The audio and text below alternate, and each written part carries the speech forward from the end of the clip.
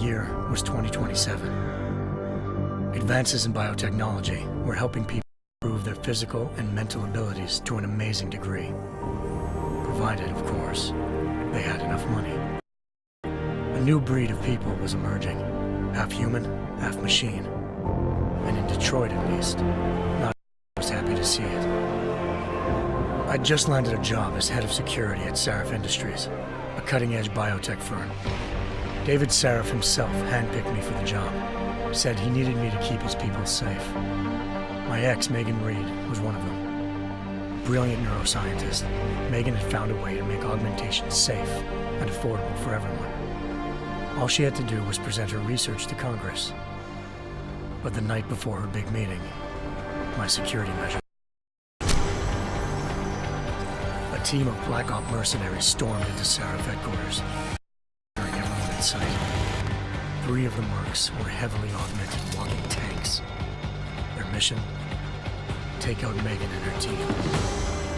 I tried to stop them, but their leader tossed me through a plate glass wall. Last thing I heard as his bullet rammed into my brain was Megan's dying scream. I should have died. Only I didn't.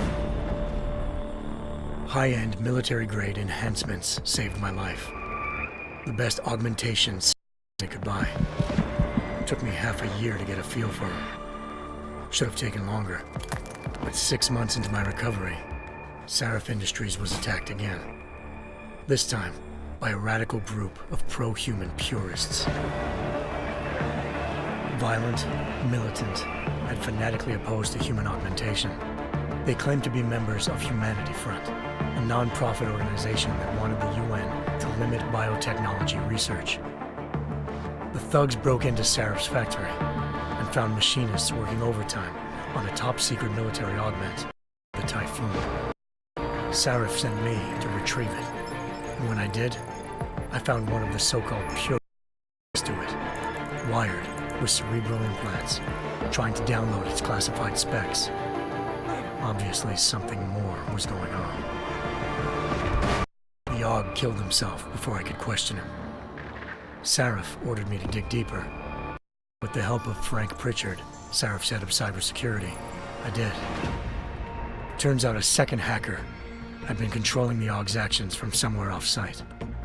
Pritchard and I tracked his to a secret FEMA internment camp in Detroit. The Black Op mercenaries were there. The same mercs who'd left me for dead 6 months before. Try again when they saw me. It wasn't so easy for them this time. They took out the tank named Barrett. Give me a new lead. A penthouse apartment in China. Of course, we both knew it would be a trap in the end.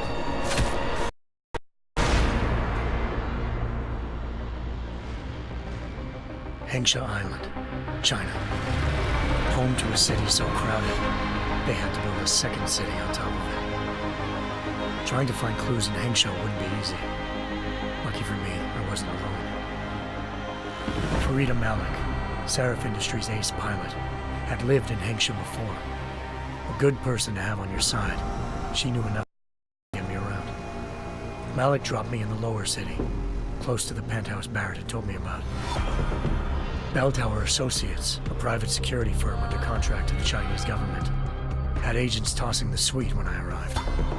Just not for the reason I'd been expecting. Turns out the man who lived there was a criminal hacker named Van Bruggen. The same hacker who'd been remotely controlling the AUG in Sarif's factory. Van Bruggen's panicked decision to force the man to commit suicide had been a mistake. Now his mercenary partners were gunning for him, and I needed to find him before they did. Locating Van Bruggen meant playing nice with the Triads, Hengsha's organized crime lords. They had the hacker holed up inside a low-rent capsule hotel. By the time I found him, Van Bruggen had no qualms giving up the woman who hired him. Zhao Yunru, president of the Taiyang Medical Corporation.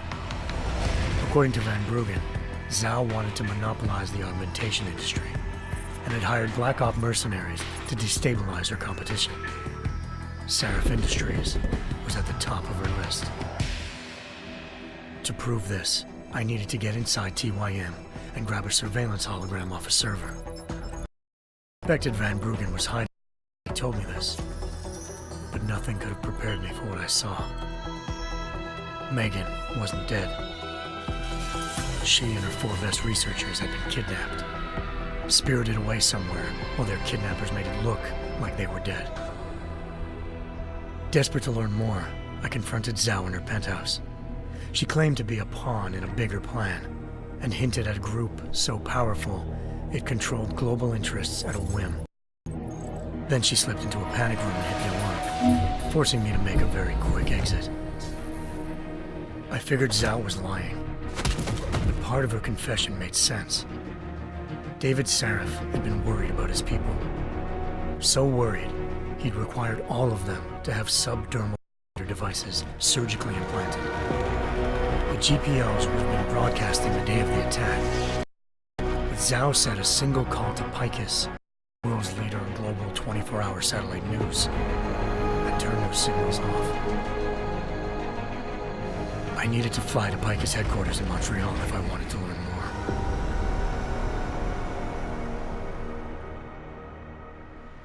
Eliza Cassan, Picus Communications' First Lady of News. Malik thought I was reaching when I told her Eliza was involved in this. The world's most famous news anchor, working with a mercenary hit squad. But when I confronted Cassan in her office, she freely admitted to jamming Detroit's satellites the night Megan's team had been taken. Said she's just been following her commands.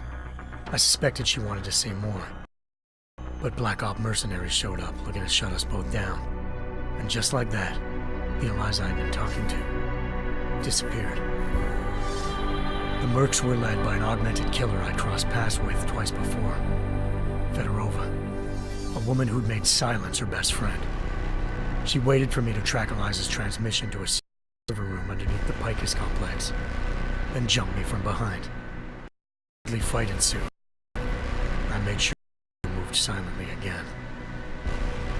With Fedorova down and no one left to keep Eliza quiet, she reappeared. Turns out Picus's first lady wasn't a lady at all.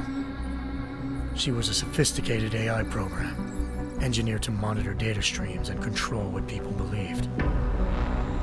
Eliza told me the Mercs had brought in a Humanity Front doctor named Isaiah Sandoval to remove the scientist's implanted tracking devices while Detroit's satellites were down. She also told me to speak to David Sarif if I wanted to learn more. By the time Malik and I got back to Detroit, tensions between normal and augmented citizens to flashpoint. Riots were breaking out in several cities. The UN was being urged to intervene.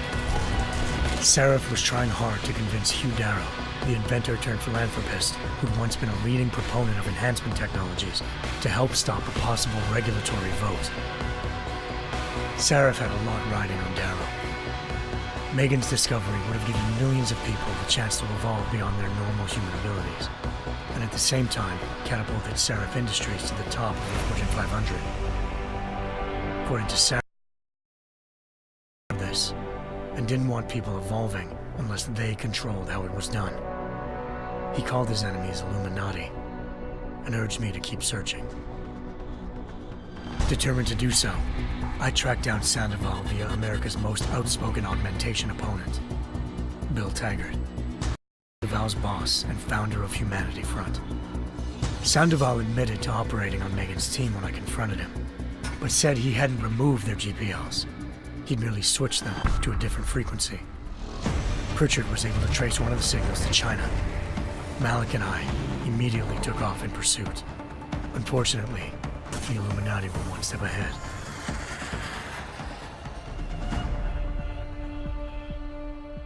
Ambushed. Shot out of the sky by Bell Tower Associates, seconds after entering Hengsha's airspace. Malik's piloting skills saved me. For tense and bitter struggle, I escaped into Lower Hengsha. The tracking signal I was following led straight to the Triads, or more specifically, to the augmented arm of Tong Si-hung, leader of a gang of augmentation harvesters. Tong said they'd taken the arm off a corpse, which Bell Tower had left at their door, meaning at least one of Sarif's scientists was dead. Maybe not the rest of them, though. Tong pointed me to a port used for human trafficking and helped me slip aboard a bell tower ship. It was sailing to Rifleman Bank Station, a military base in the South China Sea. Bell Tower was holding kidnapped civilians as prisoners there, and using them to perfect the Hyron Project, a human-computer interface that left most of its test subjects dead. My search for Megan would have ended then, if not for a mysterious ally named Quinn. In exchange for my help exposing Bell Tower, he slipped me aboard a second ship headed to Singapore and an Illuminati-run biotech facility called Omega Ranch. 3 of Seraph's scientists were there, forced by their captors to create a technology capable of remotely shutting down augmented abilities. Thanks to an emergency recall notice issued by the World Health Organization, millions of people all over the world already had the biochip installed. With the help of the scientists, I tracked Megan to a private section of the ranch. There, I ran into Yaron Namir, the walking tank who'd put a bullet in my brain the first time we met. He'd teamed up with Zhao and was hoping to catch me off guard. Their little ambush didn't work. I found Megan in a suite belonging to Hugh Darrow, the billionaire philanthropist who'd Seraph had called on for help. Darrow had convinced her to go along with the biochip plan by promising to sabotage the tech. As she was explaining this, Darrow appeared in a global broadcast, telling the world that augmentations would be the death of mankind. Then he activated the biochips to prove his point. All over the world, augmented people flew into a killing frenzy. Darrow had betrayed everyone, and it was up to me to set things right. To do it, I had to reach Panchaea, a massive installation in the Arctic Ocean. As I raced through corridors built by an all-augmented workforce, I saw death and destruction firsthand. By the time I shut down Darrow's broadcast, I knew the damage he'd done. Still, humanity's future remained unclear. How would the world react to this sabotage? Would people ever regain their faith in augmentations again? What would be the Illuminati's next move? Only time could give us the answers.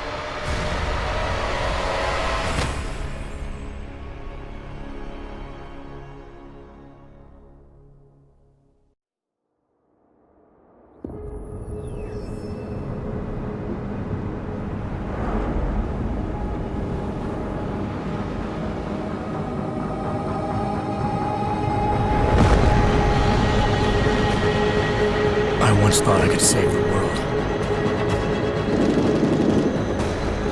Now look at it.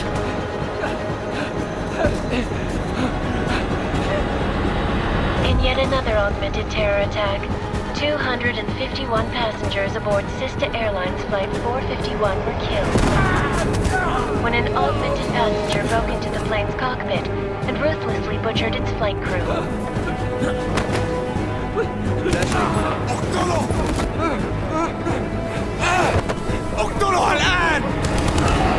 Details recovered from the black box recorder suggest that the man may have been suffering flashbacks to the AUG incident.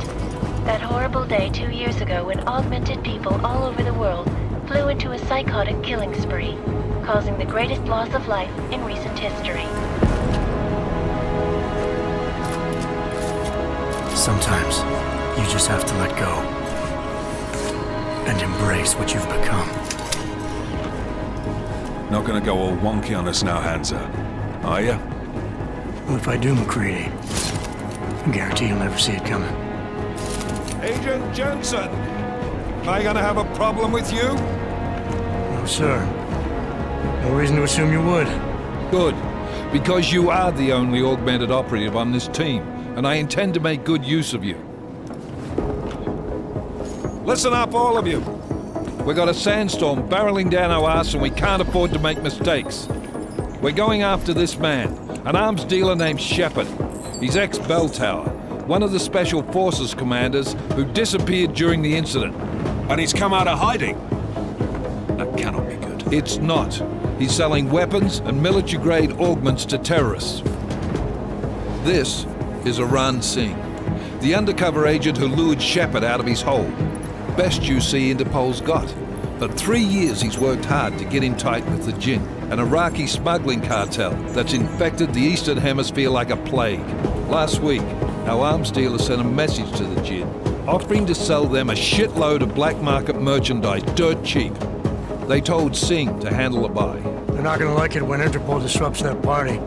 Sing's cover really that good? It is right now. We need to keep it that way. This is where the deal's going down. A half-finished high-rise hotel that's been abandoned ever since the incident. It's not a pretty picture inside. Let me guess. Most of the laborers were augmented with heavy-duty industrial rigs. So when the incident hit, and they all went schizo, things got gruesome real fast. And no one, except for some homeless junkies, have been inside the place ever since. So what's the plan, Director? Singh's meeting Shepard on the ground floor, inside the hotel's main atrium. He sent the bulk of his Jinn crew to the penthouse levels to secure a vantage point. I want McCready's team to take up positions overlooking the atrium and make the arrest. Jensen, you're going in solo from the roof. My objectives? Keep the Jinn from joining the party. As far as we can tell, only one route connects the atrium to the penthouse level, a halfway decent elevator shaft. Here. I want you to block access to it. Fine. Just cut me loose. Do you plan on relying solely on your augments for this one? I'd recommend taking a little hardware, just to be sure.